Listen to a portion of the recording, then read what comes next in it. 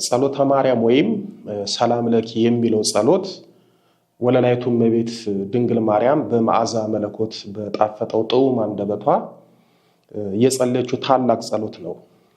ጸሎተ ማርያም ከእመቤታችን ጸሎቶች ውስጥ ልዩ የሚያደርገው አንደኛ ጸሎተ ማርያምን እመቤታችን በመዓዛ መለኮት በጣፈጠው ጥዑም አንደበቷ የጸለየችው ጸሎት መሆኑ ነው። ሁለተኛ ጸሎቱን እመቤታችን እንደጸለየችው በሉቃስ ወንጌል በምዕራፍ 1 ከቁጥር 46 እስከ ቁጥር 55 ድረስ በመጻፉ ነው። ሶስተኛ ጸሎቱ አጭር ጸሎት ሆኖ ጥልቅና ምጡቅ በመሆኑ ነው። ይህ ጸሎት በቅድስት ቤተክርስቲያናችን ሁለት ስያሜዎች አሉት። አንደኛው ጸሎተ ማርያም ይባላል። ይህም የማርያም ጸሎት ማለት ነው። ጸሎቱ ጸሎተ ማርያም የተባለው እመቤታችን እንደጸለየችው ለማጠየቅና ለማሳወቅ ነው። ሁለተኛው ሰላም ለኪ ይባላል። ጸሎቱ ሰላም ለኪ የሚለውን ስያሜ ያገኘው ከቅዱስ ገብርኤል ብስራት ነው። ሊቀ መላኩ ቅዱስ ገብርኤል እመቤታችንን ሲያበስራት ሰላምታ ስለሰጣት ነው ጸሎቱ ሰላም ለኪ የሚለውን ስያሜ ያገኘው። ነገር ግን በግዕዙ ሰላም ለኪ እንዘ ንሰግድ ንብለኪ ማርያም እምነ ናስተበቋኪ እምአርዌን አዊ ተማይጸነብኪ በንታና ምኪ ወያቄም አቡኪ ማሂበረን ዮም ድንግል ባርኪ ወይም በአማርኛው እናታችን ማርያም ሆይ ሰላም ላንቺ ይሁን እያል እንሰግድልሻለን እንማልድሻለን። ከአዳኝ አውሬ ታድኝን ዘንድ ተማጽነንብሻል። ስለ እናትሽ ስለ ቅድስት ሐና ብለሽ ስለ አባትሽ ስለ ቅዱስ ኢያቄም ብለሽ ድንግል ማህበራችንን ዛሬ ባርኪልን የሚለውን የደረሱት ወይም የጸለዩት አጼ በእደ ማርያም ናቸው። ታሪኩ እንዲህ ነው። ኢትዮጵያዊ ንጉስ አጼ በእደ ማርያም በእመቤታችን በመታሰቢያ በዓል ቀን ለማስቀደስ ወደ እመቤታችን ቤተክርስቲያን ይገባሉ። በእለቱም የሚቀድሰው አንደኛው ካህን ይጎድላል። ይህንን የተመለከቱት አጼ በእደ ማርያምም ንጉስ ብቻ ሳይሆኑ ካህንም ስለነበሩ ቅዳሴው ለምን ይታጎላል ብለው በጎደለው ካህን ገብተው ቅዳሴው እንዳይታጎል ቅዳሴውን ለማሟላትና ለመቀደስ ልብሰ መንግስታቸውን አውልቀው ልብሰ ተክህኖ ለብሰው ቅዳሴ ገቡ። ልክ ቅዳሴው ሊጀመር ሲል ከመንበሩ ስር የሚፈልቅ ለምዕመናን የሚታደል የተቀደሰ ውሃ ወይም ጠበል ነበረ። አጼ በእደ ማርያምም ያንን የተቀደሰ ውሃ ሲመለከቱ ከዛ ከተቀደሰ ውሃ ውስጥ ትልቅ እባብ ነበርና ያ እባብ ሲወጣ አይተው ደነገጡ። እመቤታችንንም እመቤቴ ሆይ ባንቺ የመታሰቢያ ዕለት ቅዳሴውን እንዳታጎል ብዬ ቅዳሴውን ለማሟላት ቅዳሴ ገባሁት ተዳፍሬ ይሆን? በመቅደስሽ ውስጥ ካለው ከተቀደሰው ውሃ ውስጥ እንዴት ይሄንን እባብ አየሁት? ምንም እንኳን ኃጢአተኛ ብሆን እባቡኛ ነድፎን ቅዳሴው ሊታጎል አይገባም ብለው በእመቤታችን ስዕል ፊት ሰግደው ወይም ወድቀው ሰላም ለኪ እንዘ ንሰግድ ንብለኪ ማርያም እምነ ናስተበቋኪ እምአርዌን አዊ ተማይጸነብኪ በንታና ምኪ ወያቄም አቡኪ ማሂበረን ዮም ድንግል ባርኪ እናታችን ማርያም ሆይ ሰላም ላንቺ ይሁን እያል እንሰግድልሻለን እንማልድሻለን። ከአዳኝ አውሬ ታድኝን ዘንድ ተማጽነንብሻል። ስለ እናትሽ ስለ ቅድስት ሐና ብለሽ ስለ አባትሽ ስለ ቅዱስ ኢያቄም ብለሽ ድንግል ማህበራችንን ዛሬ ባርኪልን ብለው ጸልየው እመቤታችንን ተማጸኗት። አጼ በእደ ማርያም እናቴ ማርያም ሆይ ሳይሆን እናታችን ማርያም ሆይ ብለው ጸሎት የጀመሩት አብሯቸው የሚቀድሱትንና የሚያስቀድሱትን ምዕመናን ወክለው ነው። ማህበራችንን ዛሬ ባርኪልን ብለው የጨረሱት ቅዳሴውን ባርኪልን ሲሏት ነው። አጼ በእደ ማርያም በዚህ ምክንያት ሰላም ለኪን ጸልየው ወይም ደርሰው እመቤታችንን ከተማጸኗት በኋላ እባቡ ያለበትን ያንን የተቀደሰ በመስቀላቸው ቢባርኩት ያ እባብ ጠፍቶላቸዋል። እሳቸውም እመቤታችንን አመስግነው ቅዳሴውን ቀድሰው ቅዱስ ስጋውንና ክቡር ደሙን ተቀብለው ለምዕመናንም አቀብለዋል። እንግዲህ ሰላም ለኪ የሚለው ጸሎት በዚህ መልኩ ነው የተደረሰው ወይም አጼ በእደ ማርያም የጸለዩት። ከዚህ በኋላ ሊቃውንት አባቶቻችን ደግሞ አፄ በደ ማርያም የደረሱትን የጸለዩትን ሰላም ለኪን ጸሎት ከጸሎተ ማርያም ጋር እንድንጸልዩ አደረጉ። ወይም የጸሎተ ማርያምን ጸሎት መጀመሪያ ሰላም ለኪን አደረጉልን። የሚገርማችሁ አፄ በደ ማርያም እመቤታችን እንደ ቅዱስ ያሬድና እንደ አባ ጊዮርጊስ ዘጋስጫ ዕውቀትን ጥበብን የሚገልጽ ጽዋ ልቦና አጠጥታቸዋለች። በደ ማርያም ማለት በማርያም እጅ ማለት ነው። በማርያም እጅ ጽዋ ልቦና ስለጠጡ ስማቸውን አንድም በደ ማርያም አሏቸው። የእመቤታችን ልጆች ሰላም ለኪን ጸልየው እንደ አፄ በደ ማርያም ከፈተና ከመከራ ድነዋል። ሰላም ለኪን ጸልየው ከሞት ድነዋል፣ ከአደጋ አምልጠዋል። ሰላም ለኪን ጸልየው ከእመቤታችን ዘንድ የሚፈልጉትን አግኝተዋል። የወለላይቱ እመቤት ልጆች እመቤታችንን በሰላም ለኪ ጸሎት ሰላም ለኪ ወይም ሰላም ላንቺ ይሁን ስንላት እሷም የልጄና የኔ ሰላም ከናንተ ጋር ይሁን ትለናለች። በሰላም ለኪ ጸሎት እመቤታችንን ሰላም ለኪ የሚላት ሰው እንደ ቅዱስ ገብርኤል ለእመቤታችን የሰላምታ እጅ መንሻ እያቀረበላት ነው፣ ወይም እንደ ቅዱስ ገብርኤል እያመሰገናት ነው። በጸሎተ ማርያም እመቤታችንን ሰላም ለኪ ስትሏት እንደ ቀላል እንዳታዩት። ምክንያቱም እመቤታችንን በአፈ ገብርኤል እያመሰገናችኋት ነውና። እመቤታችንን በሰላም ለኪ የሚያመሰግናት ሰው የእመቤታችን ፍጹም የሆነ ሰላም ቅድስት ኤልሳቤጥን ያረጋጋት ያ ሰላም መጥምቁ ዮሐንስን በማህፀን ያዘለለ የእመቤታችን ሰላም ከእርሱ ጋር ይሆናል። በእመቤታችን ላይ ያለው ያደረው ሰላም የመንፈስ ቅዱስ ሰላም ስለሆነ ያንን የእመቤታችንን ሰላም ይካፈላል። በነገራችን ላይ የእመቤታችንን ሰላምታ ሰላምን ብቻ የሚሰጥ ሰላምታ ሳይሆን መንፈስ ቅዱስን የሚያሳድርና መንፈስ ቅዱስን የሚያስሞላ ሰላምታ ነው። ለዚህ ነው ቅዱስ ሉቃስ በሉቃስ ወንጌል በምዕራፍ 1 ቁጥር 41 ላይ ኤልሳቤጥም የማርያምን ሰላምታ በሰማች ጊዜ ጽንሱ በማህፀኗ ውስጥ ዘለለ፣ በኤልሳቤጥም መንፈስ ቅዱስ ሞላበት ተብሎ የተጻፈው። ቅድስት ኤልሳቤጥም ስለ እመቤታችን ሰላምታ ስትናገር እነሆ የሰላምታሽ ድምፅ በጆሮዬ በመጣ ጊዜ ጽንሱ በማህፀኔ በደስታ ዘሏልና ብላ ስለ እመቤታችን የሰላምታ ኃይልና ጸጋ ምስክርነቷን እንደሰጠች በቁጥር 44 ላይ ተጽፏል። የእመቤታችን ሰላምታ ጽንስን በደስታ የሚያዘልል መንፈስ ቅዱስን የሚያስመላ ደስታን የሚሰጥ ሰላምታ ነው። ለዚህ ነው አባቶቻችን እመቤታችንን ሰላም ለኪ ስትሏት የእመቤታችን ሰላምና የመንፈስ ቅዱስ ሰላም ከእናንተ ጋር ይሆናል የሚሉት።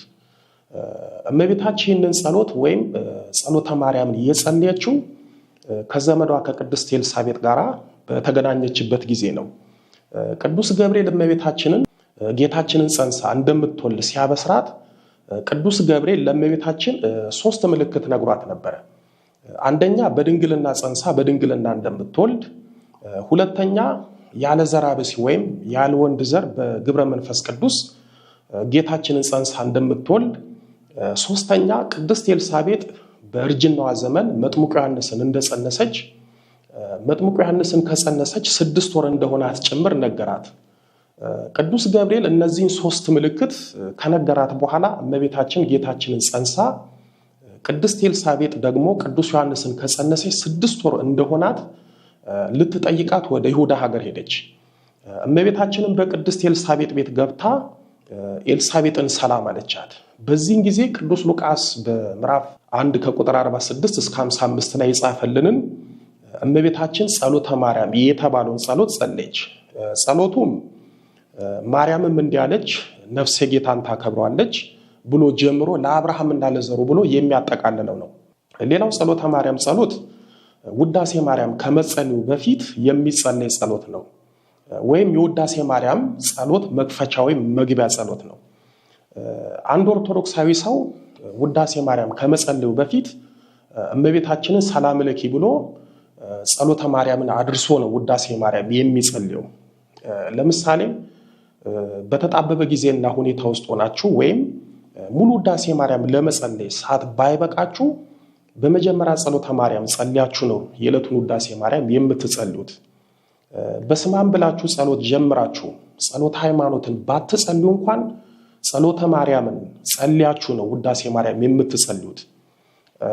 ልብ ካላችሁ በቤተክርስቲያን ቅዳሴና ማህሌት ሲያበቃ ቅዳሴ ቀደሱትና ማህሌት የቆሙት አባቶች ውዳሴ ማርያም ይታደላቸውና ይጸልያሉ። ውዳሴ ማርያም ከመታደሉ በፊት ጸሎተ ማርያምን ነው የሚጸልዩት። ስለዚህ እናንተም ምንም ብትቸኩሉና ጊዜ ብታጡ ውዳሴ ማርያም ከመጸለያችሁ በፊት ጸሎተ ማርያምን ጸልያችሁ ከዛ ውዳሴ ማርያምን ጸልዩ። እንደነገርኳችሁ ጸሎተ ማርያም ከሌሎቹ ከእመቤታችን ጸሎቶች ልዩ የሚያደርገው እመቤታችን በመዓዛ መለኮት በጣፈጠው ጡም አንደበቷ የጸለየችው ጸሎት በመሆኑ ነው። ስለ ሰላም ለኪና ስለ ጸሎተ ማርያም ይህንን ካልኳችሁ ስለ ጸሎተ ማርያም አስደናቂና አስገራሚ ጥቅሞች በዝርዝር ነግራችኋለሁ። እንድትጠቀሙበት ታግሳችሁ አዳምጡኝ። ጸሎተ ማርያም ጸሎት እጅግ በጣም አስገራሚና አስደናቂ 21 ጥቅሞች አሉት። ስንት አልኳችሁ? 21 ጥቅሞች በዝርዝርና በሰፊው እንመለከታቸዋለን። አንደኛው የጸሎተ ማርያም ጥቅም እመቤታችን ጸሎት የምትቀበልበትና በረከት የምትሰጥበት ጸሎት ነው። ለምሳሌ እመቤታችን ወዳጆች ለእመቤታችን ቤተክርስቲያን ይሁን ለየትኛውም ቤተክርስቲያን ንዋየ ቅድሳት ሲያመጡና ሲሰጡ ስለትና ስርዓት ሲሰጡ ዕጣን፣ ዘቢብ፣ ሌሎችንም አስፈላጊ ነገሮች ሲሰጡ አባቶች ለእመቤታችን የተሰጠውን ነገር ወደ እመቤታችን የሚያቀርቡትና ላመጡት ለሰጡት ሰዎች የእመቤታችንን በረከት የሚያሰጡት ጸሎተ ማርያምን ጸልዮ ነው። ስለዚህ ጸሎተ ማርያም ስለት፣ አስራት፣ ስጦታን ወደ እመቤታችን ማቅረቢያ ጸሎት ነው። እመቤታችንም የምትቀበልበት ጸሎት ነው። ሁለተኛው የጸሎተ ማርያም ጥቅም የእመቤታችን ልዩ ወዳጆች የሆኑ አባቶች ለተቸገሩ ለታመሙ ሰዎች እመቤታችንን የሚማጸኑላቸው በጸሎተ ማርያም ነው። ለምሳሌ አንድ ሰው የእመቤታችን ወዳጅ የሆኑ አባት ጋር ሄዶ እንዲህ አይነት ችግር ገጥሞኛል፣ አሞኛል፣ አባት የጸሎተ ማርያም አድርሱልኝ ቢል እኛ አባት ጎንበስ ብለው ለዛ ሰው 1 ጊዜ ወይም 3 ጊዜ 7 ጊዜ ከዛም በላይ ጸሎተ ማርያም አድርሰው እመቤታችንን ይማጸኑለታል። በዚህ ጸሎት አማካኝነት የዛ ሰው ችግር ይፈታል፣ ህመም ከሆነ ይፈወሳል፣ እመቤታችንም ያሰበውን ትፈጽምለታለች። በዚህ አጋጣሚ ለእመቤታችን የልብ ወዳጆች የሆኑ አባቶች ጋር ስትሄዱ ጸሎተ ማርያምን አድርሱልኝ በሏቸው። ጸሎተ ማርያቸው ጠብ አትልም። ምክንያቱም ቅዱስ ያዕቆብ የጻድቅ ሰው ጸሎት በስራው እጅግ ኃይል ታደርጋለች ብሏልና እመቤታችን ለነዛ አባቶች ፍቅርና ክብር ብላ ጸሎታቸውን ወይም ጸሎተ ማርያሙን ተቀብላ የልባችሁን መሻት ትፈጽማለች፣ በህይወታችሁ የተቋጠረውን ነገር ትፈታላችኋለች። ሶስተኛው የጸሎተ ማርያም ጥቅም ጸሎተ ማርያም እመቤታችንን መማፀኛ ጸሎት ነው። አንድ እመቤታችን ወዳጅ የሆነ ሰው እመቤታችን እንድትፈጽምለት አጥብቆ የሚፈልገው ነገር ካለ እመቤታችንን የሚማጸነው በጸሎተ ማርያም ነው። እንደ ፍቅሩና እንደ ትጋቱ ጸሎተ ማርያምን 1 ጊዜ፣ 3 ጊዜ፣ 7 ጊዜ፣ 12 ጊዜ፣ 21 ጊዜና በዕድሜዋ ልክ 64 ጊዜ ጸልዮ እመቤታችንን ይማጸናታል። እመቤታችንን በዚህ ጸሎቱን ትሰማለች፣ ያሰበውን ትፈጽምለታለች። ስለዚህ ጸሎተ ማርያም እመቤታችንን መማጸኛ ጸሎት ነውና በጸሎተ ማርያም ተማጸኗት፣ ለምኗት። አራተኛው የጸሎተ ማርያም ጥቅም ከክፉ መናፍስት፣ ከክፉ ሰዎች፣ ከክፉ አደጋዎችና በአጠቃላይ ከሚመጣብን ክፉ ነገሮች በሙሉ የምንጠበቅበት ጸሎት ነው። ለምሳሌ አንድ ሰው ጠዋት ከቤቱ ሳይወጣ እንዳቀሙ 1 ጊዜ ጸሎተ ማርያም አድርሶ በዚህ ጸሎት እመቤታችንን ተማጽኖ እመቤታችንን ከክፉ ነገር ሁሉ ጠብቂኝ ብሎ ወደ ስራውም ይሁን ወደ ዕለት ጉዳዩም ቢወጣ መንገዱን ቢሄድ እመቤታችን ጥላ ከለላ ሆና ትጠብቋለች። ስለዚህ ጸሎተ ማርያም እመቤታችን በጸሎቷ እንድትጠብቀን እንዳትለየን የሚረዳን ታላቅ ጸሎት ነው። ጸሎተ ማርያም የሚጸልይ ሰው ክፉ ሰዎች ክፉ ነገር አያደርጉበትም፣ ክፉ መናፍስትም አይሰለጥኑበትም፣ አይጎዱትም። በሕይወቱም እሱ ከማያውቀው እግዚአብሔር ከሚያውቀው መከራ፣ ፈተናና ሞት በእመቤታችን በጸሎቷ ኃይል ይጠበቃል። አምስተኛ የጸሎተ ማርያም ጥቅም ጸሎተ ማርያም ግዳጅ የሚፈጽም ጸሎት ነው። ቅድም እንደነገርኳችሁ ቅዱስ ያዕቆብ በመልእክቱ በምዕራፍ 5 ቁጥር 16 ላይ የጻድቅ ሰው ጸሎት በስራው እጅግ ኃይልን ታደርጋለች እንዳለው ጸሎተ ማርያም የምንፈልጋቸውን ግዳጆች የሚፈጽምልን ጸሎት ነው። ለምሳሌ አንድ እንዲፈጸምላችሁ የምትፈልጉት ጥብቅ ጉዳይ ሊኖር ይችላል፣ ወይም የሥራ ውድድር ሊሆን ይችላል፣ በቢሮ የሚያልቅላችሁ ጉዳይ ሊሆን ይችላል፣ እጃችሁ አልገባ ያለ ያስቸገራችሁ ነገር ሊኖር ይችላል። በአጠቃላይ እንዲፈጸምላችሁ የምትፈልጉት ነገር ካለ አስቀድማችሁ ጸሎተ ማርያምን 3 ጊዜ ጸልያችሁ ጉዳያችሁን ብትጀምሩ ወይም ወደ ጉዳያችሁ ብትሄዱ ያ ጉዳይ ወይም ያ ነገር ይፈጸምላችኋል። አስቀድማችሁ ጸሎተ ማርያምን ጸልያችሁት የጀመራችሁት ነገር በቀላሉ ይፈጸማል ወይም ከፍጻሜ ይደርሳል። ምክንያቱም ጉዳያችሁን የጀመራችሁት በእመቤታችን ነው ወይም ጉዳያችሁን የጀመረችላችሁ እመቤታችን ናትና ስለዚህ በቀላሉ ይፈጸማል። አንድ ነገር ጀምራችሁ ያ ነገር ሳይፈጸም በእንጥልጥል ካለ ጀምራችሁ በማታውቁት ነገር ቆሞ ከሆነ ከዛሬ ነገር ይፈጸማል እያላችሁ ግን ዝም ብሎ በመሃል ላይ ቀርቶባችሁ ከሆነ በእውነት ነው የምላችሁ ጸሎተ ማርያምን እየጸለያችሁ እመቤታችንን ተማጽኗት። በእመቤታችን ጸሎትና በጸሎተ ማርያም ኃይል ያ ነገር ይፈጸምላችኋል። ስድስተኛውና ብዙዎቻችን ስለ ጸሎተ ማርያም ጥቅም የማናውቀው ጸሎተ ማርያም ጠላትን ይቀስፋል፣ ጠላትን ያስታግሳል። ለምሳሌ በህይወታችሁ ጣልቃ በመግባት የሚያሳቃያችሁ ሰው ካለ፣ ህይወታችሁን በክፉ መናፍስት የሚፈታተን ሰው ካለ፣ እንዲሁም በስራችሁ እንቅፋት የሚሆንባችሁ ሰው ካለ ጸሎተ ማርያምን ደጋግማችሁ እየጸለያችሁ ለእመቤታችን ከነገራችኋት ጠላታችሁን ምቀኛችሁን እመቤታችን ታስታግሳለች። ጸሎተ ማርያምን በእመቤታችን ስም 3 ጊዜ 21 ጊዜ 64 ጊዜ ብትጸልዩት ጠላትን ምቀኛን ይቀስፋል። የካዳችሁ የጎዳችሁ ህይወታችሁንም የሚያመሰቃቅል ሰው ካለ እስከ ሞት የሚፈልጋችሁም ሰው ካለ ያ ሰው ላይ በእውነት አዝናችሁ ጸሎተ ማርያምን 64 ጊዜ በእመቤታችን በእድሜዋ ልክ ብትጸልዩ ያ ሰው ለእናንተ ያሰበው ጉዳት ክፋትና ጥፋት እንዲሁም ሞት ለራሱ ይሆናል ወይም ወደ ራሱ ይመለሳል። ባጭሩ ያ ሰው ይቀሰፋል። ባይቀሰፍ እንኳን ከናንተ ብን ብሎ ይርቃል። ሰላምና ጤና አጥቶ ለናንተ ያሰበውን ክፉ ነገር በሙሉ ይተዋል። እናንተ ብቻ በንስሐ ሆናችሁ ከቂም በጸዳ ልብ ሆናችሁ ጸሎተ ማርያምን ጸልዩ። 7ኛው የጸሎተ ማርያም ጥቅም ሚስጥር ይገልጻል። ይህ ማለት እመቤታችን በጸሎተ ማርያም ሚስጥር ትገልጽላችኋለች። አንድ ሰው መንፈሳዊም ቢሆን ሥጋዊ ዕውቀትና ሚስጥር እንዲገለጥለት የሚፈልግ ከሆነ የተሰወረው እንዲታወቀው ከፈለገ ጸሎተ ማርያምን እየጸለየ በጸሎተ ማርያም እመቤታችንን ከተማጸነ እመቤታችን ትገልጥለታለች። ማወቅ የሚፈልገውንም ነገር ታሳውቋለች። ለምሳሌ አንድ ሰው ማግባት ፈልጎ እጮኛ መያዝ አንዲትን ሴት ያስባል።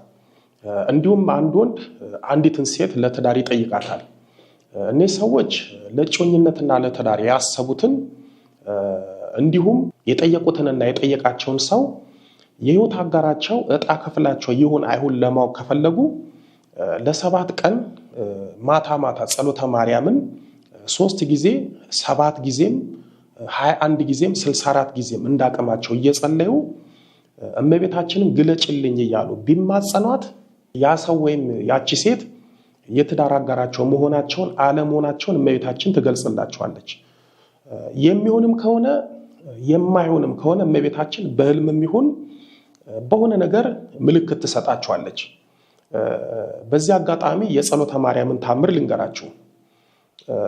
አንዲት የዋ ልጅ እኔ ጋር ትመጣና አንድ ልጅ አለ፣ እኔ የምፈልግሽ ለትዳር ነው፣ ስለዚህ እሺ በኝ እያለኝ ነው፣ ምን ይመክሩኛል አለችኝ። እኔም አትቸኩይ፣ ለ7 ቀን ማታ ማታ ጸሎተ ማርያምን እየጸለሽ እመቤታችንን እመቤቴ ሆይ ይህ ሰው ይሆነኛል ወይስ አይሆነኝም ብለሽ ጠይቂያት አልኳት። እሷም እኔ ኃጢአተኛ ነኝ፣ እመቤታችን በህልሜ እንዴት ትነግረኛለች አለችኝ። እኔም እመቤታችን ከፈቀደች በህልም ትነግርሻለች፣ በህልም ተገልጻ ባትነግርሽ እንኳን ይሁንሽ አይሁንሽ ብቻ በሆነ ነገር ትነግርሻለች፣ ታሳውቅሻለች። አንቺ ዝም ብለሽ በእምነት ጸሎተ ማርያምን ጸልይ አልኳት። ልጅቷም ለ7 ቀን ማታ ማታ ጸሎተ ማርያምን እየጸለየች እመቤታችንን ተማጸነቻት። ከ7 ቀን በኋላ እኔ ጋር መጣች። እንዴት ሆነልሽ አልኳት። በጸሎተ ማርያም ታምርና በእመቤታችን ፍቅር እያለቀሰች እመቤታችን ነገረችኝ አለችኝ። እኔም ደስ ብሎኝ በህልምሽ ነው የነገረችሽ አልኳት። አይደለም በአካል ተገልጻ ነው የነገረችኝ አለችኝ። እኔም ተደንቄ እንዴት ብትወዳት ነው እመቤታችን በአካል ተገልጻ የነገረቻት ብዬ እስኪ እመቤታችን በአካል እንዴት ተገልጻ እንደነገረችሽ ንገሪኝ አልኳት። እሷም በስራ አጋጣሚ የተዋወቅኳት አልፎ አልፎ የማገኛት ጓደኛ ያለች ጸሎተ ማርያምን ለ7 ቀን ጸልይ እንዳበቃው ጓደኛ በ7ኛው ቀን ስልክ ደውላ ለአንድ ጥብቅ ጉዳይ ፈልግሻለሁ በአስቸኳይ ቅድስተ ማርያም ነይልኝ አለች። እሺ ብያት ቅድስተ ማርያም ተገናኘን። ቅድስተ ማርያም ቁጭ ብለን ልጅቷም ይኸውልሽ እከሌ የሚባል የማውቀው ጥሩ ሰው አለ ካላገባውሽ እያለ እየጠየቀኝ ነው ለመወሰን አቃተኝ ምን ትመክሪኛለሽ አለችኝ። አንዳንድ ነገር ከተመካከርን በኋላ ማን ይባላል ስላት እከሌ ስትለኝ ስሙን ሰምቼ ደንግጬ እስኪ ፎቶን አሳየኝ አልኳት። ፎቶን ስታሳየኝ በድንጋጤ የምጨብጠውን አጣው። እኔም ፎቶን እንዳሳየችኝ በጣም ደንግጬ እመቤቴ መልሱን ስለሰጠሽኝ ስላሳወቅሽኝ አመሰግንሻለሁ ብዬ መሬት ተደፍቼ እመቤታችንን ሳመሰግናት ጓደኛዬ ተደናቅጣ ምንድነው ስትለኝ አንቺን ለማግባት የሚጠይቅሽ ከሌኮ እኔንም ካላገባውሽ እያለ የሚጠይቀኝ ልጅ ነው ብዬ እሷ ያሳየችኝ የልጁን ፎቶ እኔም ማሳየዋት። ሁለታችንም ተደናቅጠን ተደስተን ስለ ልጁ እመቤታችን ባሳወቀችን ነገር ተደንቀን እመቤታችንን አመስግነን ተለያየን። የሚገርመው ሁለታችንንም ላገባችሁ የሚለው ልጅ እኛ እንደምንተዋወቅና ጓደኛ እንደሆንን አያውቅም ነበር። ቀሲስ እመቤታችን በደጇ በቅድስተ ማርያም ቤተክርስቲያን በጓደኛዬ ላይ አድራ በአካል ነው የነገረችኝ። ለዚህ ነው እመቤታችን በአካል ተገልጻ ነው የነገረችኝ ያልኩት አለችኝ። በእውነትም እመቤታችን ለልጅቷ በአካል ነው የነገረቻት። በእምነት ጸሎተ ማርያምን ጸልያችሁ ከጠየቃችሁ በየትኛውም መንገድ ይሁን እመቤታችን ታሳውቃችኋለች። ምክንያቱም እሷ በመዓዛ መለኮት በጣፈጠው ጦም አንደበቷ የጸለየችውን ጸሎት ስለ ጸለያችሁ የምትታለሉትና የምትጭበረበሩበት ነገር የለም። በህልምም ይሁን በታምራትም ይሁን በምክንያትም ይሁን በሰውም ላይ አድራም ይሁን ታሳውቃችኋለች። የወለላይቱ እመቤት ልጆች ጸሎተ ማርያም ይሄ ብቻ አይደለም ጥቅሙ። ወዳጆቻችሁንም ጠላቶቻችሁንም የምታውቁበት ጸሎት ነው። ጸሎተ ማርያም እየጸለያችሁ የእመቤታችን ወዳጅ ከሆናችሁ የወዳጅ ጠላት አያጠቃችሁም። ጸሎቱ ወዳጅ መስሎ የሚመጣውን ጠላት ያርቅላችኋል። ሌላው ለምሳሌ ትምህርት እየተማራችሁ የምትረሱ ከሆነ አእምሯችሁ ነገሮችን የሚዘነጋ ከሆነ ጸሎተ ማርያምን ከጸለያችሁ የምትረሱትን ታስታውሳችኋለች። የሚጠፋባችሁን ነገር ታውቃላችሁ። ተማሪዎች ፈተና ላይ መልሱ ቢጠፋችሁ ግራ ቢገባችሁ ጸሎተ ማርያም ከጸለያችሁ እመቤታችን ታስታውሳችኋለች። ፈተና ላይ የሚያደናግራችሁ የሚያስረሳችሁ ክፉ መንፈስም ከሆነም ታርቅላችኋለች። 8ኛው ጸሎተ ማርያም ጥቅም ጸሎተ ማርያም ነገሮችን የምትጀምሩበትና የምትጠበቁበት ጸሎት ነው። ለምሳሌ መኪና ከማሽከርከራችሁ በፊት ወደ አንድ ቦታ ከመሄዳችሁ በፊት እንዲሁም በህይወታችሁ የምትሰጉት ነገር ካለ ጸሎተ ማርያም ጸልያችሁ ከወጣችሁ ከጀመራችሁ ምንም አትሆኑም። በመንገዳችሁ በህይወታችሁ እመቤታችን አለች። ስለዚህ ምንም አትሆኑም። ምንም ነገር ከመጀመራችሁ በፊት ጸሎተ ማርያም ጸልያችሁ እመቤታችንን አንቺ ጀምሪልኝ አንቺ ጨርሽልኝ በሏት።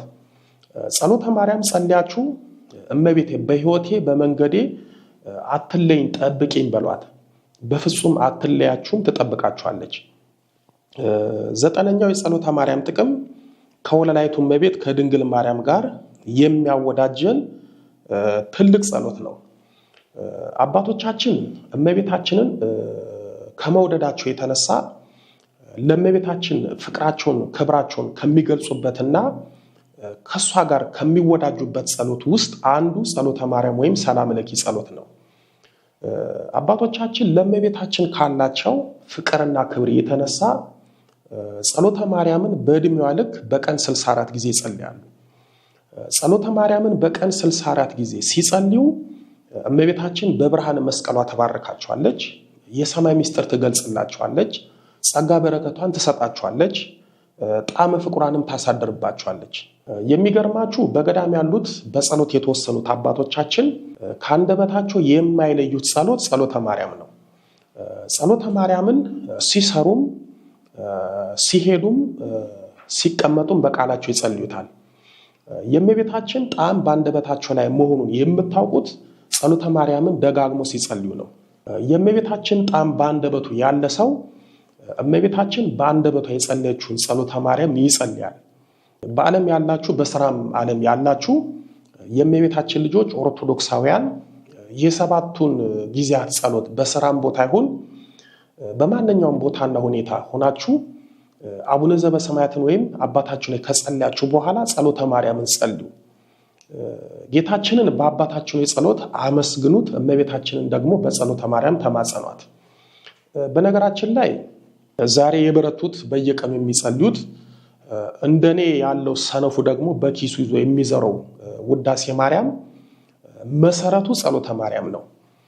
ወይም የውዳሴ ማርያም ጸሎት ምንጭና ምክንያት ጸሎተ ማርያም ነው። እንደነገርኳችሁ አባቶቻችን ጸሎተ ማርያምን በእመቤታችን በእድሜዋ ልክ በቀን 64 ጊዜ በመቁጠሪያ ይጸልዩታል። ጸሎተ ማርያምን በእመቤታችን በእድሜዋ ልክ ከሚጸልዩት አባቶቻችን መካከል አንዱ ቅዱስ ኤፍሬም ነው። ቅዱስ ኤፍሬም እመቤታችንን ከመውደዱ የተነሳ እመቤታችንን ለማመስገን እጅጉን ይጥር ነበረ። እመቤታችንንም ምስጋናሽ እንደ ምድር አሸዋ እንደ ሰማይ ከዋክብት በስቶልኝ እንደ ምግብ ተመግቤው እንደ መጠጥ ጠጥቼው እንደ ልብስ ለብሼው ያለ እሷን ለማመስገን ይመኝ ነበረ። ነገር ግን እሱ በነበረበት ዘመን ስለ እመቤታችን የተጻፉ የምስጋና ጸሎቶች ባለመኖራቸው ምክንያት እመቤታችን የጸለየችውን ጸሎተ ማርያምን ከሉቃስ ወንጌል አውጥቶ በእድሜዋ ልክ በቀን 64 ጊዜ ጸልዮ ነበረ። በጸሎተ ማርያም ምክንያት እመቤታችንም ውዳሴዋን ለቅዱስ ኤፍሬም ገለጠችለት። እመቤታችን ለቅዱስ ኤፍሬም ውዳሴ ማርያምን የገለጠችለት እሷን ለማመስገን ካለው መሻቱ፣ ጉጉቱ፣ ፍላጎቱ፣ ምኞቱ ባሻገር ጸሎተ ማርያምን በእድሜዋ ልክ በመጸለዩ ምክንያት ነው። እመቤታችን ቅዱስ ኤፍሬም ጸሎተ ማርያምን ሲጸልይ አይታ ነው ወድሰኒ ብላ ውዳሴ ማርያም እንዲደርስ ያደረገችው።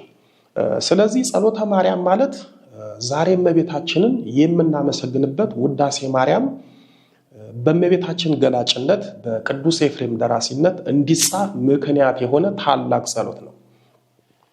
ጸሎተ ማርያም ለውዳሴ ማርያም ጸሎት ምክንያት ነው።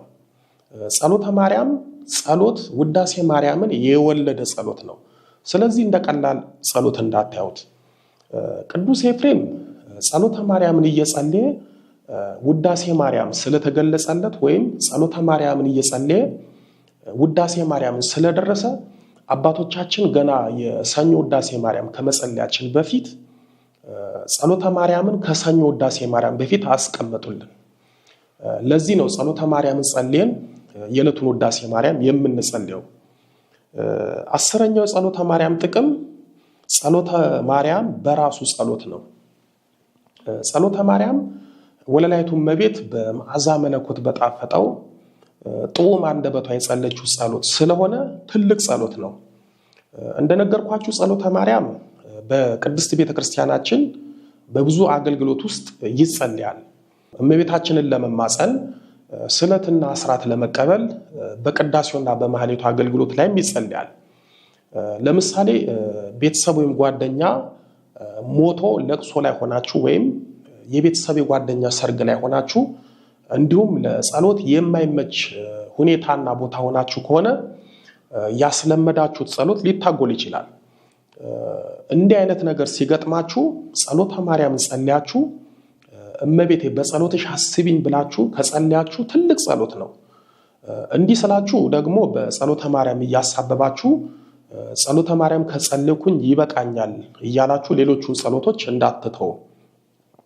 ጸሎተ ማርያምን አሁን እንደነገርኳችሁ ላለው ችግር መጠቀም ትችላላችሁ። በነገራችን ላይ ጸሎተ ማርያም ከመቁጠሪያ ጸሎቶች ውስጥ አንዱ ነው። አባቶቻችን በመቁጠሪያ ለምሳሌ እግዚኦ መሐረነ ክርስቶስን፣ በእንተ ማርያም መሐረነ ክርስቶስን፣ አቡነ ዘበሰማያትን፣ ጸሎተ ማርያምን የሚያደርሱት በመቁጠሪያ ነው። ጸሎተ ማርያም የመቁጠሪያም ጸሎት ስለሆነ በእመቤታችን በእድሜዋ ልክ ጸሎተ ማርያምን 64 ጊዜ መጸለይ ሲፈልጉ የሚጸልዩት በመቁጠሪያ ነው። ጸሎተ ማርያምን 64 ጊዜ የሚጸልዩበት ባለ 64 ፍሬ የሆነ መቁጠሪያም አላቸው። መቁጠሪያም የጸሎተ ማርያም መቁጠሪያ ይባላል። ለጸሎተ ማርያም ብቻ ስለሚጠቀሙበት 11ኛው የጸሎተ ማርያም ጥቅም ጸሎተ ማርያምን የሚጸልይ ሰው በአፈ ማርያም ነው የሚጸልየው። እንደነገርኳችሁ ጸሎተ ማርያምን እመቤታችን በመዓዛ መለኮት በጣፈጠው ጡም አንደበቷ ስለጸለየችው ጸሎቱ ከሌሎቹ ጸሎት ይለያል። ውዳሴ ማርያምን ጸልዮ እንድንጸልይ ያደረገን ቅዱስ ኤፍሬም ነው። አርጋኖንን ጸልዮ እንድንጸልይ ያደረገን አባ ጊዮርጊስ ዘጋስጫ ናቸው። ጸሎተ ማርያምን ግን ጸልያ እንድንጸልይ ያደረገችን እመቤታችን ናት። ለዚህ ነው አባቶቻችን ጸሎተ ማርያምን የሚጸልይ ሰው በአፈ ማርያም ነው የሚጸልዩ የሚሉት። ጸሎተ ማርያምን ስትጸልዩ በእመቤታችን አፍ ነው የምትጸልዩት። እስኪ አስቡት፣ እመቤታችን በመዓዛ መለኮት በጣፈጠው ጡም አንደበቷ የጸለየችውን ጸሎተ ማርያም እኛ በአንደበታችን ስንጸልየው በጣም መታደል ነው። በጸሎተ ማርያም የእመቤታችን ጸሎት ከጸሎታችን፣ አንደበቷ ከአንደበታችን ይሆናል። ጸሎቱም ብዙ ነገር የሚያደርገው በእመቤታችን አንደበት ስለተጸለየ ነው። 12ኛው የጸሎተ ማርያም ጥቅም ጸሎተ ማርያም ተአምር አድራጊ ጸሎት ነው። ድንገተኛ ፈተናና ችግር ሊገጥማችሁ ይችላል። ህመም ሊገጥማችሁ ይችላል። በክፉ ሰዎች ምክንያት ለሞት የሚላኩ ለምሳሌ ጥላ ወጊ መተት ሊላክባችሁ ይችላል። ሊጨንቃችሁና ግራ ሊገባችሁ ይችላል። ሁሉ ነገራችሁ ታስሮ ተቋጥሮ ራሳችሁን ልትጠሉ ብሎም ራሳችሁን ለማጥፋት ልትጥሩ ትችላላችሁ። በህይወታችሁ፣ በስራችሁ፣ በትዳራችሁ፣ በልጆቻችሁ ድንገተኛ ፈተና ሊገጥማችሁ ይችላል። እንዲህ አይነት ፈተናና ችግር ሲገጥማችሁ ወዲያው ጸሎተ ማርያምን ጸልያችሁ እመቤታችንን ድረሽልኝ በሏት። እመቤታችን ደርሳ እነዛን ፈተና ታርቅላችኋለች። በጸሎተ ማርያም ጸሎት ኃይል እመቤታችን ታምር ታደርግላችኋለች። አንድ አባት ጸሎተ ማርያምን ዕለት ዕለት መጸለይ የተቀባበለን ሽጉጥ እንደመታጠቅ ነው ይሉ ነበረ። እውነት ነው። ጸሎተ ማርያምን ዕለት ዕለት የሚጸልይ ሰው ጸሎቱ እንደተቀባበለ መሳሪያ ሆኖ ጠላትን ይመታል፣ ያርቃል። ስለ ጸሎተ ማርያም ታምር አስገራሚ ነገር ልንገራችሁ። ከዛሬ 23 ዓመት በፊት ጻርቃኔ ማርያም እያለው አንድ አባት መድረክ ላይ ስለ ጸሎተ ማርያም ኃይልና ስለ ጸሎቱ ታምር ሲመሰክሩ የሰማሁት ነው። እኛ አባት ጻርቃኔ ማርያም መጥተው ሱባኤ ይገባሉ። ሱባኤያቸውን ጨርሰው ወደ አዲስ አበባ ሄደው ከአዲስ አበባ ደግሞ ወደ ክፍለ ሀገር ለመሄድ ወደ መናሪያ ይሄዳሉ። በዚህ መሃል አንዱ ጩሉሌ ልጅ ይመጣና አባታችን ላግዞት ይላቸዋል። እሳቸውም እመቤቴ ድካሜን አይተሽ የሚያግዘኝ ሰው አመጣሽልኝ ብለው እቃቸውን ቦርሳቸውን ይሰጡታል። አብሮ ወደ መናኸሪያ እየሄዱ ሳለ ያ ጩሉሌ ልጅ ድንገት ተሰወራቸው። ስምጥ ይግባ ሰርጥ አላወቁም። ግራ ቀኙን አማተሩ። በተቻላቸው አቅም ዞር ዞር ብለው ፈለጉት፣ ግን ከየት ያምጡት ሊያገኙት አልቻሉ። በዚህን ጊዜ እመቤቴ ዕቃዬን፣ መጽሐፍቶቼን፣ ገንዘቤን የወሰደውን ሌባ አምጪልኝ፣ ካመጣሽልኝ ደጅሽ መጥቼ ምስክርነት እሰጣለሁ ብለው ጸሎተ ማርያምን 3 ጊዜ ጸለዩ። ልክ ጸሎታቸውን ጨርሰው እንዳበቁ ከተወሰነ ደቂቃ በኋላ ላግዞት ብሎ የጠፋው ልጅ ዕቃቸውን፣ ቦርሳቸውን፣ ገንዘባቸውን ይዞ መጥቶ አስማተኛ ብሎ ሰጥቷቸው ሄደ። ሌባው የኛን አባት ንብረት የመለሰው በጸሎተ ማርያም ኃይል ሳይሆን በአስማት ስለመሰለው ነው አስማተኛ ብሏቸው ሄደው። እኛ አባትም ጻርቃኔ ማርያም መጥተው እመቤታችን በጸሎተ ማርያም ያደረገችላቸውን ታምር ተናግረው አመስግነው ወደ ሀገራቸው ሄደዋል። ጸሎተ ማርያም የምትጸልዩ ከሆነ የናንተ የሆነ ነገር ከናንተ ጋር ይኖራል፣ ይጠበቃል። ከናንተ ቢወሰድ እንኳን ይመለሳል። 13ኛው የጸሎተ ማርያም ጥቅም ጸሎተ ማርያም እመቤታችን በጭንቀታችን፣ በችግራችን፣ በፈተናችን ጊዜ ፈጥና የምትደርስበትና ጸሎታችንን የምትሰማበት ጸሎት ነው። አባቶቻችን አስቸኳይ ነገር ከእመቤታችን ሲፈልጉ፣ ድንገተኛ ነገር ከእመቤታችን ሲፈልጉ፣ ችግራቸውን በፍጥነት እንድትፈታላቸው ሲፈልጉ፣ የጨነቃቸው የቸገራቸው ነገር ካለ በዛ ጉዳይ እመቤታችን ፈጥናን እንድትደርስላቸው ከፈለጉ ጸሎተ ማርያምን እየጸለዩ እንድትደርስላቸው ይማጸኗታል። እሷም አፍጣኒተ ረድኤት ናትና ፈጥና ትደርስላቸዋለች፣ ችግራቸውንም ታርቅላቸዋለች። የወለላይቱ እመቤት ልጆች ድንገተኛ የሆነ የትኛውም ችግርና ፈተና ቢገጥማችሁ ጸሎተ ማርያምን ጸልያችሁ እመቤታችንን ተማጸኗት። አፍጣኒተ ረድኤት ናትና ፈጥና ትደርስላቸዋለች። በተለይ ሴቶች ስታረግዙ በማፀን ያለውን ጽንስ እመቤታችን እንድትባርክላችሁ፣ ጤነኛ ልጅ እንድትሰጣችሁ፣ ስትወልዱ ደግሞ በሰላም እንድትገላግላችሁ ጸሎተ ማርያምን እየጸለያችሁ ተማጸኗት። ለነፍሰ ጡሮች ጸሎተ ማርያም በማፀን ያለውን ልጃችሁን የምታስባርኩበት፣ በእመቤታችን የምታስጠብቁበት፣ ጤነኛ ልጅ እንድትወልዱ የምታደርጉበት ታምረኛ ጸሎት ነውና ተጠቀሙበት። የእመቤታችን ስም እየተጠራባቸው የእመቤታችን ጸሎት እየተጸለየባቸው የሚወለዱት ልጆች ብሩካን ቅዱሳን ናቸው። ዛሬ እኮ ልጆቻችን የማይባረኩት ጤነኛም ሆኖ የማይወለዱት ከተወለዱም በኋላ በክፉ መናፍስት የሚሰቃዩት የእመቤታችን ስም ስለማይጠራባቸውና በጸሎተ ማርያም ስለማይወለዱ ነው። ስለዚህ ሴቶች ስታረግዙ ጸሎተ ማርያም ጸልዩ። ልትወልዱም ስትሉ እመቤታችን በሰላም እንድትገላግላችሁ ጸሎተ ማርያምን ጸልዩ። 14ኛው የጸሎተ ማርያም ጥቅም የእመቤታችንን ፍቅር የሚያሳድርብን ጸሎት ነው። ጸሎተ ማርያም ሁል ጊዜ የምትጸልዩ ከሆነ የእመቤታችን ፍቅር እንደ ቅዱስ ኤፍሬም ያድርባችኋል። ጸሎተ ማርያም ስታደርሱ እመቤታችን ከምትሰጣችሁ ስጦታዎቿ መካከል አንዱ ፍጹም የሆነ የእናትነት ፍቅሯን ነው። ጸሎተ ማርያም ስታደርሱ እመቤታችን ፍቅሯን በልባችሁ ጣዕሟን በአንደበታችሁ ታሳድራለች። አባቶቻችን ጸሎተ ማርያም ከአንደበታቸው ስለማይለያቸው በዛው ልክ ፍቅሯና ጣዕሟ ያድርባቸዋል። ብዙዎቻችሁ ኦርቶዶክሳውያን እመቤታችንን ትወዳላችሁ፣ ግን ጥቂት የማትባሉ ኦርቶዶክሳውያን እመቤታችንን መውደዳችሁ ፍጹም አልሆን እያላችሁ፣ ለእመቤታችን ያላችሁ ፍቅር ፍጹም አልሆን እያላችሁ፣ እንዲሁም እንደምትፈልጉት አልሆን እያላችሁ የምትጨነቁ አላችሁ። እኔ እኮ እመቤታችንን ወዳታለሁ፣ ግን እንደማስበው አይደለም የምወዳት፣ የእመቤታችን ፍቅር በልቤ አልገባልኝ የምትሉ ብዙ አላችሁ። በእውነት የእመቤታችን ፍጹም የእናትነት ፍቅርና ክብር እንዲያድርባችሁ በልባችሁ እንዲገባ ከፈለጋችሁ ጸሎተ ማርያም እየጸለያችሁ እመቤቴ ሆይ ፍጹም የሆነውን የእናትነትሽን ፍቅር በልቤ ያሳድርብኝ በሏት። በእውነት ፍቅሯን በልባችሁ ጣዕሟን በአንደበታችሁ ታሳድራለች።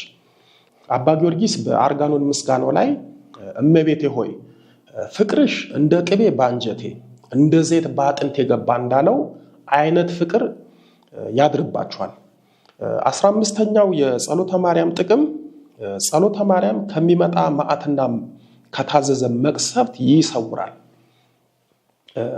ጸሎተ ማርያም ጠዋት ማታ የሚጸልይ ሰው ከሚመጣ መዓትና ከሚመጣ መቅሰፍት እመቤታችን ትሰውረዋለች።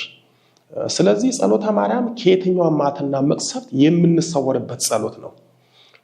ጸሎተ ማርያም እንኳን ከሰውና ከክፉ መናፍስት ቀርቶ በኃጢአታችን በክፋታችን ምክንያት ከልጇ ከጌታችን የታዘዘ መዓትና መቅሰፍት ቢመጣብን እንኳን ጸሎተ ማርያምን ከጸለይን ጌታችን ስለ እናቱ ስለ ድንግል ማርያም ብሎ መዓቱን በምሕረቱ ቁጣውን በትዕግስቱ ያርቅልናል።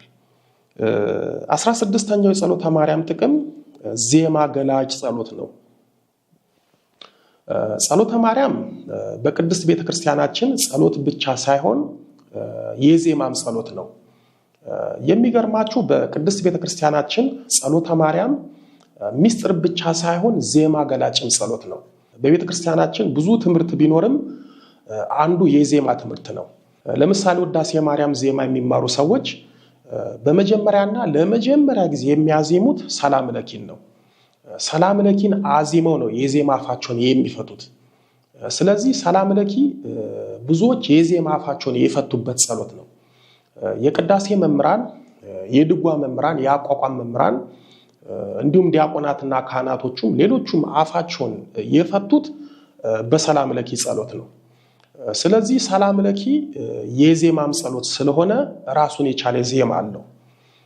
የሰላም ለኪ ጸሎት ዜማ የዜማ አፍ መፍቻ ጸሎት ቢሆንም በቅዳሴ ዜማዎች ውስጥ ተካቶ ከመልካ ቁርባን ጋር በቅዳሴ ጊዜ ድርገት ሊወርዱ ሲሉ ከሚያዜሙት ዜማ አንዱ ሰላም ለኪ ነው። በአብነት ትምህርት ቤት ተማሪዎች ሰላም ለኪን እያዜሙ እመቤታችን ትምህርታቸውን ዜማውን እንድትገልጽላቸው ይማጸኗታል። እሷም እንደ ቅዱስ ኤፍሬም እና እንደ ቅዱስ ያሬድ ትምህርታቸውን ዜማቸውን ትገልጽላቸዋለች። ስለዚህ ሰላም ለኪ ጸሎት ዕውቀትን፣ ጥበብን፣ ዜማን፣ ትምህርትን የሚገልጥ ማስተዋልን የሚሰጥ ታላቅ ጸሎት ነው። 17ኛው የጸሎተ ማርያም ጥቅም ጸሎተ ማርያም በእመቤታችን የሚያስባርከን ታላቅ ጸሎት ነው። በእውነት እመቤታችን መለኮትን በዳሰሰችበት ጌታችንን ባቀፈችበት ብሩካን ቅዱሳን እጆቿ እንድትባርካችሁ ከፈለጋችሁ እንዲሁም እንደ ቅዱስ ኤፍሬም በብርሃነ መስቀሏ እንድትባርካችሁ ከፈለጋችሁ ጸሎተ ማርያምን እየጸለያችሁ እመቤቴ ሆይ እንደ ልጅሽ እንደ ቅዱስ ኤፍሬም እኔን ኃጢአተኛዋን ባሪያሽን ባርኪኝ በሏት፣ ትባርካችኋለች። እመቤታችን ከባረከቻችሁ ተወዳጅ ልጇ ይባርካችኋል። እመቤታችን ከወደደቻችሁ ተወዳጅ ልጇ ይወዳችኋል። አባ ጊዮርጊስ በአርጋኖን ምስጋናው እመቤቴ አንቺ ከወደድሽኝ ልጅሽ ይወደኛል ብሏል። በእውነትም እመቤታችን የባረከችው ሰው በልጇም ዘንድ የተባረከ ነው። እመቤታችን የወደደችው ሰው በተወዳጅ ልጇም ዘንድ የተወደደ ነው። በዚህ በኦሪት ዘፍጥረት በምዕራፍ 39 ቁጥር 5 ላይ እግዚአብሔር የግብፃዊውን ቤት ስለ ዮሴፍ ባረከው፣ የእግዚአብሔርን በረከት በውጪም በግቢም ባለው ሁሉ ላይ ሆነ ተብሎ ተጽፏል። የግብፃዊ ቤት የተባለው የጲጢፋራ ቤት ነው። ጲጢፋራ ደግሞ ዮሴፍን ለባርነት በ20 ብር የገዛው የፈርዖን የዘበኞቹ አለቃ ነው። እንግዲህ እግዚአብሔር ዮሴፍን ባርኮት የዮሴፍ በረከት ጲጢፋራን የጲጢፋራን ቤት ሕይወት እንዲሁም በቤቱ ውስጥና ከቤቱ ውጭ ያሉ ነገሮችን ሁሉ ባርኮለት በበረከት ከሞላው በእውነት ጌታችንን የወለደች ወለላይቱ እመቤት ድንግል ማርያም ልጇን ባቀፈችበት ብሩካን ቅዱሳን እጆቿና በብርሃነ መስቀሏ ስትባርከን የእመቤታችን የቡራኪዋ በረከት በሕይወታችን ምን እንደሚፈጥር ምን እንደሚሰጠን አስቡት። እግዚአብሔር ስለ ዮሴፍ ብሎ ጲጢፋራንና ቤቱን ባርኳል። ታዲያ ጌታችን ስለ እመቤታችን ብሎኛል አይባርከንም? ይባርከናል። በእመቤታችን ጸጋ በረከት ሲባርከን የእመቤታችን ጸጋ በረከት እንደ ጲጢፋራ ሕይወታችንን፣ ቤታችንን፣ የኛ የሆነውን ሁሉ በበረከት ይሞላል። የሚገርመው እግዚአብሔር ጲጢፋራን በዮሴፍ በረከት የባረከው ጲጢፋራ ዮሴፍን አስጠግቶት አይደለም። ይልቁንም ጲጢፋራ ዮሴፍን በባርነት የገዛው ሰው ነው። ዮሴፍን ያላስጠጋው ይልቁንም በባርነት የገዛው ጲጢፋራ በዮሴፍ በረከት ከተባረከ እኛ በጸሎተ ማርያም የምንማጸናት ባርኪኝ የምንላት እመቤታችን እንዴት አትባርከንም? ልጇስ እንዴት በእናቱ በወለላይቱ እመቤት በድንግል ማርያም በረከት አይባርከንም? ይባርከናል። ስለዚህ እመቤታችን መለኮትን በዳሰሰችበት ልጇን ባቀፈችበት ብሩካን ቅዱሳን እጆቿና በብርሃን መስቀሏ እንድትባርካችሁ ከፈለጋችሁ ጸሎተ ማርያምን እየጸለያችሁ እመቤታችንን ባርኪኝ በሏት፣ ትባርካችኋለች። 18ኛው የጸሎተ ማርያም ጥቅም እመቤታችንን ወደኛ የሚያመጣት የሚያቀርባት ጸሎት ነው። ጸሎተ ማርያም ስንጸልይ ሰላም ለኪ ብለን ለእመቤታችን ሰላምታ አቅርበን በጸሎተ ማርያም ስንጠራት እመቤታችን ወደኛ ትመጣለች። ሰላም ለኪን እየጸለይን እመቤታችንን ስንማጸናት ወደኛ ትቀርባለች። የተለያየ ገድለ ቅዱሳንን ስትመለከቱ ቅዱሳን ጸሎተ ማርያምን እየጸለዩ እመቤታችንን ሲማጸኗት ሲጠሯት በስውርና በአካል ወደ እነሱ ትመጣ ነበር። ጸሎተ ማርያምን እንዳቅማቸውና በዕድሜዋ ልክ 64 ጊዜ ሲጸልዩ እመቤታችን በስውር ብቻ ሳይሆን በአካል ተገልጣ ትታያቸው፣ ታናግራቸው፣ ተባረካቸው ነበር። ለቅዱሳን ጸሎተ ማርያም እመቤታችንን የሚጠሩበትና የሚያቀርቡበት ጸሎት ነው። እኛም ንስሐ ገብተን ከኃጢአት ርቀን ከቂም በጸዳ ልባችን ከውሸትና ከሐሜት በራቀ አንደበታችን ጸሎተ ማርያምን ብንጸልይ በእውነት እመቤታችን ወደኛ ትመጣለች፣ ወደኛ ትቀርባለች። ችግሩ እኛ ነን እመቤታችንን ወደኛ አላስቀርብ ያልናት እንጂ እሷ ቅርብ ናት። እኛ ነን እመቤታችንን ወደኛ እንዳትመጣ ያደረግናት፣ እሷ ወደኛ ትመጣለች። እንደነገርኳችሁ ቅዱስ ኤፍሬም ጸሎተ ማርያምን ሲጸልይ ነው እመቤታችን ወደ እርሱ የመጣችውና እሱን የባረከችው። ቅዱስ ያሬድም አባ ጊዮርጊስም ሌሎቹም አባቶች ጸሎተ ማርያምን ሲጸልዩ ነው እመቤታችን ወደ እነሱ የመጣችውና የቀረበቻቸው። ለዚህ ነው ጸሎተ ማርያም እመቤታችንን ወደኛ የምናቀርብበትና እመቤታችን ወደኛ የምትመጣበት ጸሎት የሆነው። የሆነ ነገር ሲገጥማችሁ የሆነ ነገር ስትሆኑ ዝም ብላችሁ እመቤቴ ድረሽልኝ ከምትሉ ጸሎተ ማርያም ጸልዩና እመቤቴ ድረሽልኝ በሏት። ያኔ እንዴት እንደምትደርስላችሁ ታያላችሁ። እመቤታችንን ከህይወታችሁ ያራቃችኋት እናንተም ከእመቤታችን የራቃችሁ ጸሎተ ማርያምን እየጸለያችሁ እመቤታችንን ቅረብኝ በሏት። እመቤታችንን ወደ እኔ ነይ በሏት። ትቀርባችኋለች፣ ወደ እናንተም ትመጣለች። እመቤታችንን ወደ ራሳችሁ ማቅረብ ከፈለጋችሁ፣ እመቤታችሁን ወደ እናንተ እንድትመጣ ከፈለጋችሁ ጸሎተ ማርያምን ጸልዩ። 19ኛ የጸሎተ ማርያም ጥቅም እመቤታችንን መጠየቂያ ነው።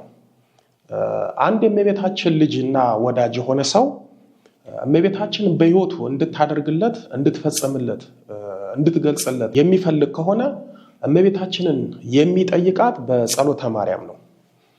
አባቶቻችን እመቤታችንን የሚጠይቋት በጸሎተ ማርያም ነው።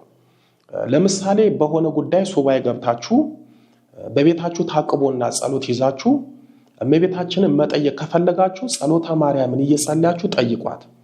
በጸሎተ ማርያም ጸሎት እመቤታችን መልስ ትሰጣችኋለች። የቀድሞ አባቶቻችን በሀገራችን ላይ በቤተ ክርስቲያናችን ላይ በህዝባችን ላይ ፈተና፣ መከራ፣ እልቂትና ጦርነት እንዲመለስና ለምን እንደመጣ እመቤታችንን የሚጠይቁት በጸሎተ ማርያም ነው። ለምሳሌ ብዙዎቻችሁ በመተት ትሰቃያላችሁ። በመተት እድላችሁ ተወስዶ የመከራ የፈተና ህይወት ትኖራላችሁ።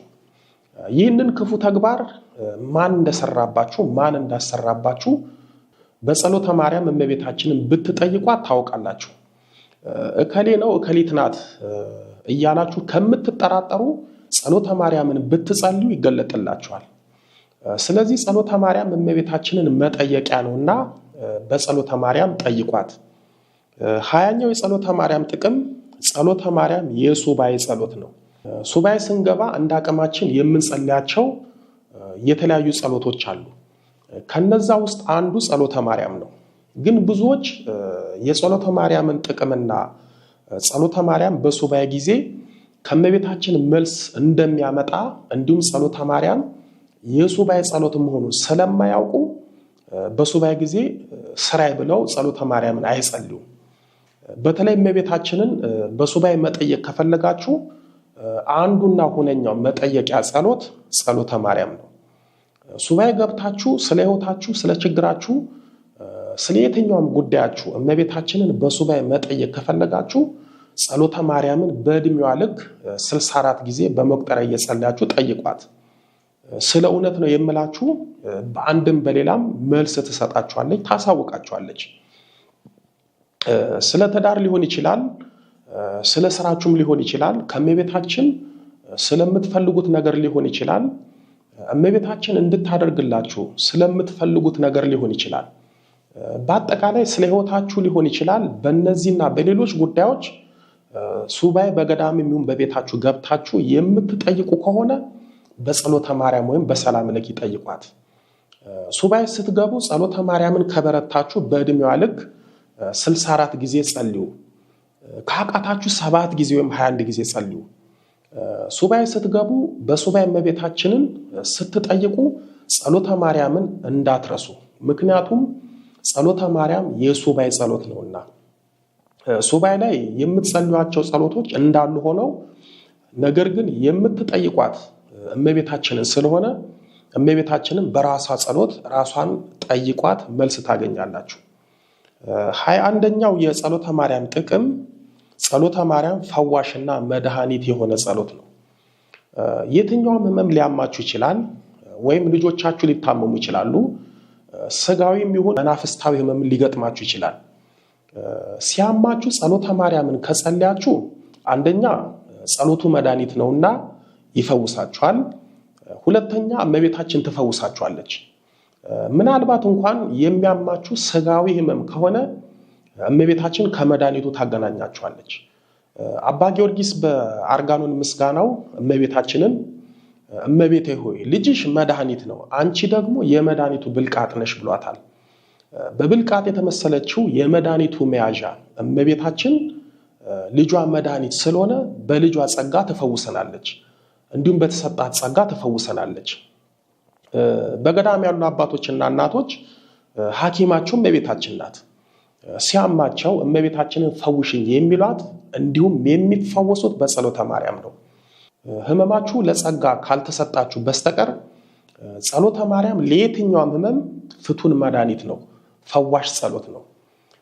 ጸሎተ ማርያም የጸለያችሁበት ውሃ ፈዋሽ ጸበል ይሆናል። ጸሎተ ማርያም የጸለያችሁበት የወይራ ዘይት ፈዋሽ ቅባ ቅዱስ ይሆናል። እናንተንም ልጆቻችሁንም ሲያማችሁ ጸሎተ ማርያም ጸልያችሁ እመቤታችንን ዳብሽን በሏት፣ ትዳብሳችኋለች፣ ትፈውሳችኋለች። ለምሳሌ የራሴን ልንገራችሁ። ወይን አምባ ማርያምም አያቱ ዮሐንስም ሳጠምቅ በሮቶ ውሃ ስሞልተን ጸሎተ ማርያምን ጸልየን እመቤታችንን ባርኪልን ብለን ነው የማጠምቀው። ውጭ ሀገርም ጠበል ሳጠምቅ በቦታው ጸበል የለም፣ ውሃው ላይ ጸሎተ ማርያምን አድርሼ ነው የማጠምቀው። ያ ሁሉ ሰው የሚፈወሰው ከክፉ መናፍስትም የሚላቀቀው በጸሎተ ማርያም ጸሎት ነው። እኔ በግሌ እመቤታችንን የምማጸናት አንድም በጸሎተ ማርያም ነው። ጀምሬ ፈጽሚልኝ የምላት፣ በሕይወቴም በአገልግሎቴም አግዢኝ ነይልኝ ቅረቢኝ የምላት፣ በመንገዴ አትለኝ የምላት፣ ጸጋሽን በረከትሽን ስጭኝ የምላት በጸሎተ ማርያም ነው። ሌሎቹ ጸሎቶች እንዳሉ ሆነው በአጠቃላይ ሁሉን ነገር የምለምናት አንድም በጸሎተ ማርያም ነው። እኔ በጸሎተ ማርያም ስለተጠቀምኩ ነው እናንተም በጸሎተ ማርያም እንድትጠቀሙ ስለ ጸሎተ ማርያም ጥቅም በዚህ መልኩ በሰፊው የነገርኳችሁ። የወለላይቱ እመቤት ልጆች፣ ሌላው አደራ የምላችሁ ጸሎተ ማርያምን ወይም ሰላም ለኪን ጸሎት በቃላችሁ ያዙት። በተለይ ከቻላችሁ በግዙ በቃላችሁ ያዙት። ግዙ ከከበዳችሁ በአማርኛው፣ በትግረኛው፣ በኦሮምኛው፣ በእንግሊዘኛው ብቻ በምታውቁት ቋንቋ በቃላችሁ ያዙት። በተለይ ልጆች ያላችሁ ወላጆች ጸሎተ ማርያምን ልጆቻችሁን በቃላቸው አስጠኗቸው። ልጆቻችሁ ጠዋት ትምህርት ቤት ከመሄዳቸው በፊት ስዕለ ማርያም ፊት በርከክ ብለው ጸሎተ ማርያም ጸልየው እንዲሄዱ አድርጓቸው። ወይ እናንተ ብትረሱ ወይ እነሱ ቢረሱ መኪና ውስጥ ወይም መንገድ ላይ እየጸልዩ እንዲሄዱ አድርጓቸው። ትምህርት ቤት ፈተና ሊፈተኑ ሲሉ ጸሎተ ማርያምን ጸልየው ፈተናውን እንዲፈተኑ አድርጓቸው። እመቤታችን ትረዳችኋለች፣ ታግዛችኋለች። ልጆቻችሁ ጠዋትና ማታ ጸሎተ ማርያምን የሚጸልዩ ከሆነ የሚገጥማቸው ክፉ ነገር የለም። ክፉ ነገር ቢገጥማቸው እንኳን እመቤታችን ታሳልፍላችኋለች። ማታ ሲተኙ ጸሎተ ማርያም ጸልየው ከተኙ አይቃዡም፣ አይፈራገጡም፣ ሲጮሁ አያድሩም። እመቤታችን ጥላ ከለላ ስለምትሆናቸው በሰላም ይተኛሉ። ወደ ማጠቃለያው ስመጣ ጸሎተ ማርያምን እንዴት እንጸልይ የሚለውን ባጭሩ እንመልከት። ጸሎተ ማርያምን አባቶች ጋር ሄዳችሁ የምትቀበሉ ከሆነ ወይም አባቶች ጋር ሄዳችሁ የምታጸልዩ ከሆነ ጎንበስ ብላችሁ በርከክ ብላችሁ ከቻላችሁ ግንባራችሁን መሬት አስነክታችሁ ጸሎቱን ተቀበሉ። ሌላው ጸሎተ ማርያምን እናንተም ለራሳችሁ የምትጸልዩ ከሆነ በእመቤታችን ስልፊት ጎንበስ በርከክ ብላችሁ ወይም ተንበርክካችሁ ግንባራችሁን መሬት አስነክታችሁ ልቦናችሁን ሰብስባችሁ እመቤታችንን እያሰባችሁ ጸልዩ። ቅዱስ ገብርኤል እመቤታችንን ሲያበስራት ጎንበስ ብሎ ሰላምታ እየሰጣት ስላበስራት እኛም እንደ ቅዱስ ገብርኤል ስለ አምላክ እናትነቷ፣ ስለ ቅድስናዋ፣ ስለ ንጽህናዋ፣ ስለ ክብሯና ስለ ፍቅሯ ብለን በስዕሏ ፊት ጎንበስ ብለን ከእግሯ ወድቀን ጸሎተ ማርያምን እናደርሳለን። በትንቢተ ኢሳይያስ በምዕራፍ 60 ቁጥር 14 ላይ ወደ እግርሽ ጫማ ይሰግዳሉ ተብሎ ስለተጻፈ እመቤታችን ፊት ወድቀን ሰግደን ጸሎተ ማርያም ማድረስ አለብን። ልጆቻችሁም ጸሎተ ማርያምን ሲያደርሱ በእመቤታችን ስዕል ፊት ተንበርክከው ጎንበስ ብለው እንዲጸልዩ ያደርጓቸው። ሲጨንቃችሁ፣ ግራ ሲገባችሁ፣ ባዶነት ሲሰማችሁ፣ ሲከፋችሁ፣ ተስፋችሁ ሲጨልም፣ ሕይወት ሳይሆን ሞት ሲሸታችሁ፣ ጤና ስታጡ፣ በእምነታችሁ በስጋችሁ ፈተና ሲገጥማችሁ፣ ክፉ ሰዎችና ክፉ መናፍስት ሲያስጨንቋችሁ፣ መረጋጋት ሲያቅታችሁ፣ ሰላም ስታጡ፣ አንድ ነገር ጀምራችሁ ሲበላሽባችሁ፣ የጀመራችሁት አልፈጸም ሲላችሁ፣ በሕይወታችሁ የሆነ ነገር ሲታሰር ሲቋጠር እመቤታችንን ሰላም ለኪ እያላችሁ ተማጸኗት።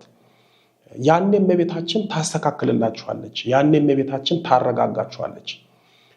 እንደ ዶኪማስ በሕይወታችሁ የጎደሉን ትሞላላችኋለች። በጸሎተ ማርያም ትደርስላችኋለች። የእመቤታችን የበዓላቶቿ ቀን ጸሎተ ማርያምን እንዴት እንደምትጸልዩ እንደ ምርቃት ትንሽ ልጨምርላችሁና ላብቃ።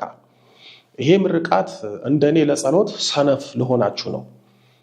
ወር በገባ በአንድ የልደታ ማርያም ቀን አንድ ጸሎተ ማርያም ጸልያችሁ እመቤታችንን ተማጸኗት።